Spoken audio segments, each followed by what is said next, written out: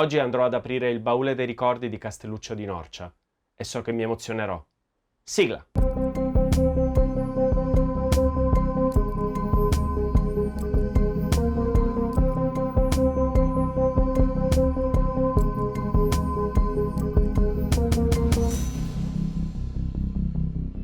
Sono stato combattuto sull'eventualità o meno di parlare di Castelluccio di Norcia, il luogo più affollato d'Italia tra fine giugno e inizio luglio.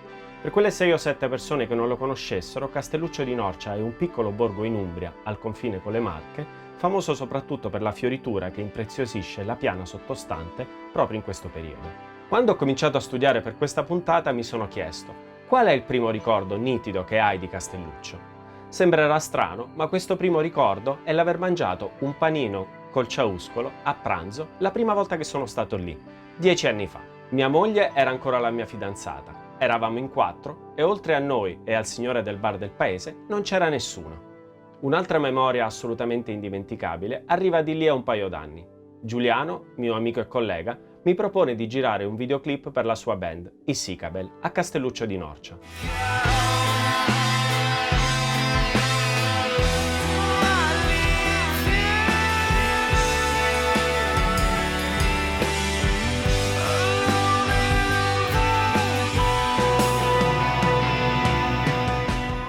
Quella, posso dirlo con certezza, è stata una delle giornate più belle della mia vita. Io, Giuliano ed Emilio, una troupe perfetta per professionalità e equilibrio. Il videoclip lo girai con una vecchia Sony Z1 e con una Nikon D7000 che Giuliano aveva contribuito ad acquistare per finanziare il video. Quella sera, a cena dal capitano, la riguardammo forse 10 volte e la rimandavamo sempre indietro perché era girata con la Z1 a cassetta e ridevamo sempre più forte.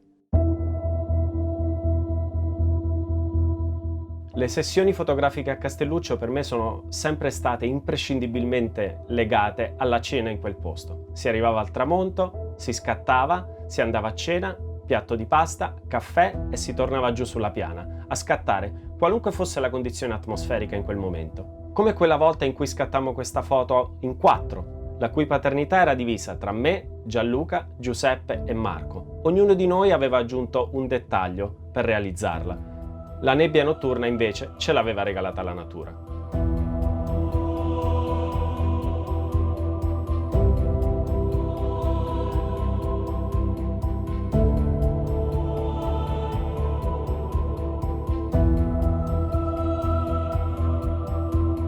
L'ultima foto che avete visto l'ho scattata al Fosso dei Mergani, dove cercai disperatamente di perdere questo cappello che sono solito cercare di smarrire in tutte le parti del mondo, fortunatamente senza riuscirci, come potete vedere in questa foto che ho scattato alle isole Lofoten, in Norvegia. Ma il modo migliore per fuggire dalle folle, che fino a qualche anno fa non esistevano proprio e continuano a non esistere fuori stagione, è uscire di notte e scattare all'alba. Nel 2015 Castelluccio mi regalò al mattino un arcobaleno bianco, un fenomeno abbastanza raro e visibile in alcune occasioni quando la luce del sole incontra le goccioline in sospensione sulla nebbia.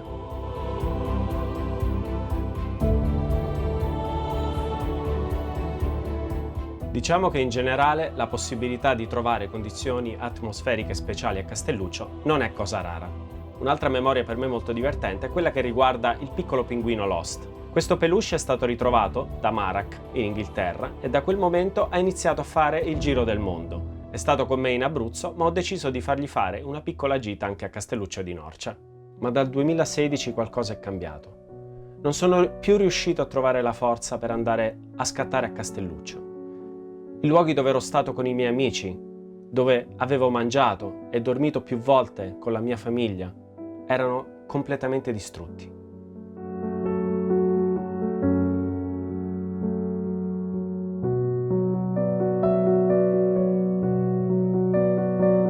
Intendiamoci, avere gente in quel luogo può sicuramente aiutare le attività locali, ma non mi sembra che Castelluccio sia tornata a vera vita.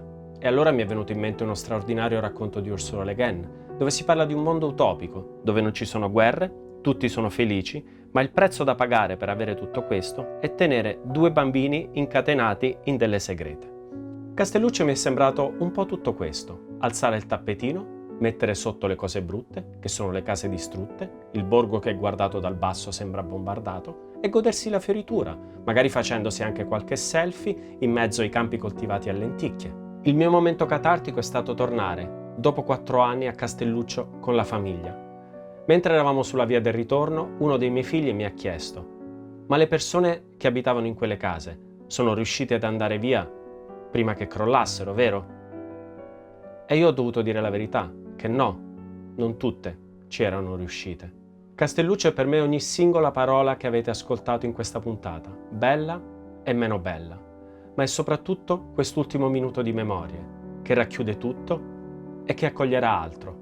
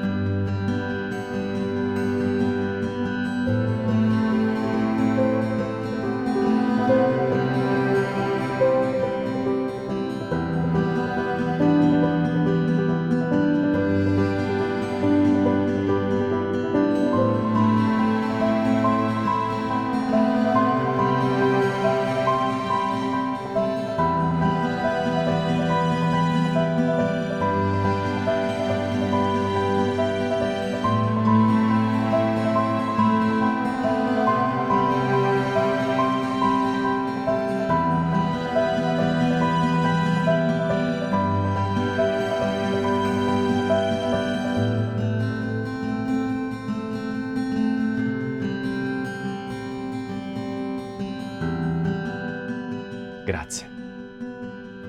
Alla prossima puntata.